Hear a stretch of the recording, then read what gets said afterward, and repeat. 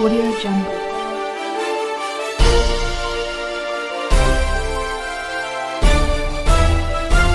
Audio Jungle.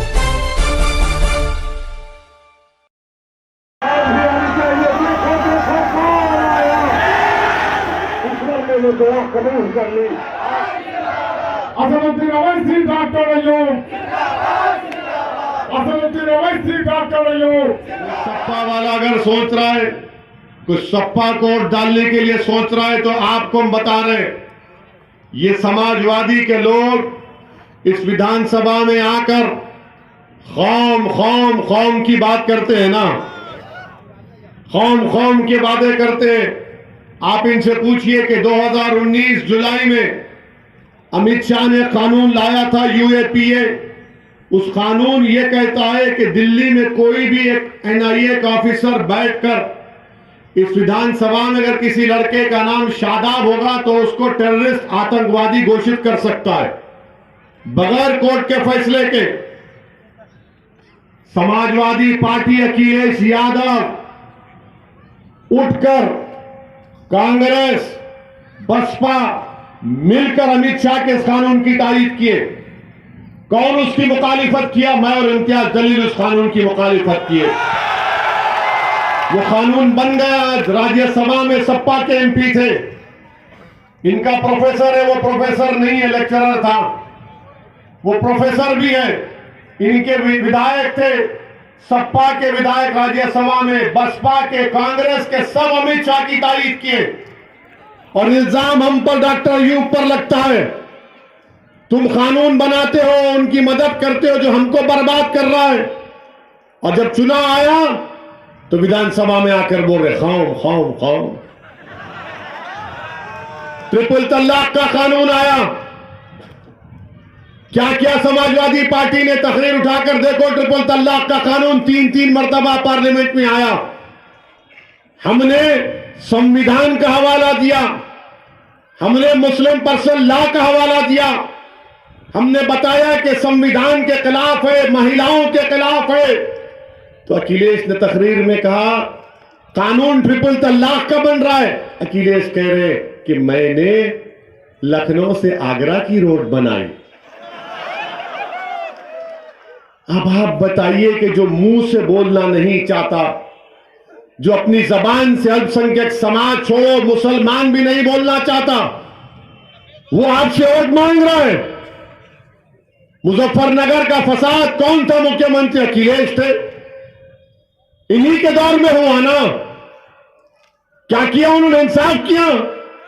और को लोग आकर आपसे कहेंगे नहीं नहीं हिकमत का तकाजा ये है, वो 2013 में हुआ था, अब 2022 में। अरे सच्चाई का तकाजा यह है कि जालिम के जुल्म को नहीं बोलना चाहिए। सच्चाई का तकाजा यह है कि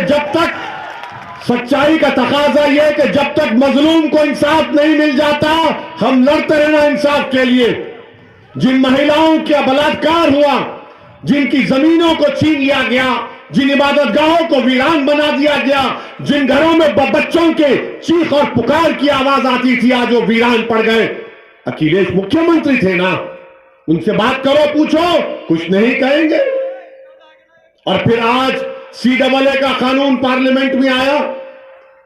किसने उस कानून को यह कहकर भारत की पार्लियामेंट को बताया, सांसद को बताया कि महात्मा गांधी ने जब सफेद फार्म की हुकूमत अफ्रीका में थी तो गांधी ने भी उस कानून को फाड़ दिया था।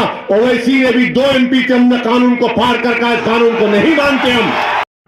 आकर फिर लोग हमारे इब्लीस के लोग हैं, वो नारा लगाएंगे ओ भैया तुझ पे जवानी कुर्बान। अबे कौन सी जवानी कुर्बान करेगा? तुझे कुर्बान कर देने वाले हैं लोग। इसीलिए मेरे अजीज दोस्तों और बुजुर्गों, आपको बल्कि इस विधानसभा को, उत्तर प्रदेश को, डॉक्टर अयूब को विधायक बनाना जरूरी है। गरीब मजलूमों को, वंचितों को, कमजोरों को ताकत दिलाना जरूरी है। और मुझे यकीन है कि डॉक्टर अयूब के पास जज्बा भी है, तजुर्बा भी है, इखलास भी है, और वो यकीनन इन तमाम लोगों की आवाज उत्तर प्रदेश की विधानसभा में उठाएंगे। चौथी बात जो आपसे करना चाह रहे थे, अरे खैर ये समाजवादी का प्रत्याशी मगर के कब्रिस्तान की जमीन को बेच दिया। इसकी अब्बा की जमीन थी वो, कब्रिस्तान की जमीन को बेच दिया और अखिलेश कह रहे हैं इसको वोट दो। अगर आपके वालिद की खबर होगी, मां की खबर होगी उसमें, और कोई उसको बेच देता, रात से आके कहेगा कि वोट दो, आप वोट देंगे उसको? जो कब्रिस्तान की जमीन बेच दिया वो क्या आपकी खिदमत करेगा? जो मुर्दों को सही सलामत नहीं छोड़ रहा हो तो जिंदों को खत्म कर देगा। अब तीसरा, ये चलाई कला का मदरसा किसने गिराया? किसने गिराया? जोर से बोलो, किसने गिराया? किसने गिराया? तुम वोट दोगे उसको? याद रखना इस बात को। आज शबे मेराज भी है, रात में याद है ना? और आप यहां पर कलाम साहब कौन थे? कौन थे कलाम साहब? हमारे चचा थे, हैं और रहेंगे। अखिलेश ने क्या किया? ओवैसी का चच्चा ही नहीं दूंगा, मेरा चमचा है उसको दूंगा, क्योंकि वो CAA का अमित शाह के कानून में लड़ा, वो कब्रिस्तान की जमीन को बेचा, वो मदरसे को गिराया, तो समाजवादी कहती है इसको वोट दो। मेरे अजीज दोस्तों और बुजुर्गों, ये रिकॉर्ड है समाजवादी पार्टी का। जब समाजवादी पार्टी के अखिलेश से पूछा गया, भैया जरा निकाब पे बोल दीजिए, हिजाब पे बोल दीजिए, क्या कहा उसने? क्या कहा उसने? आपको आ गई आवाज? आप जब तक जिंदा रहेंगे भारत के संविधान में दाढ़ी भी छोड़ेंगे, सर पे टोपी भी पहनेंगे, और जिस महिला को घूंघट पहनना है, जिस महिला को हिजाब पहनना है, निकाब पहनना है, कोई माई का लाल नहीं रोक पाएगा हमको,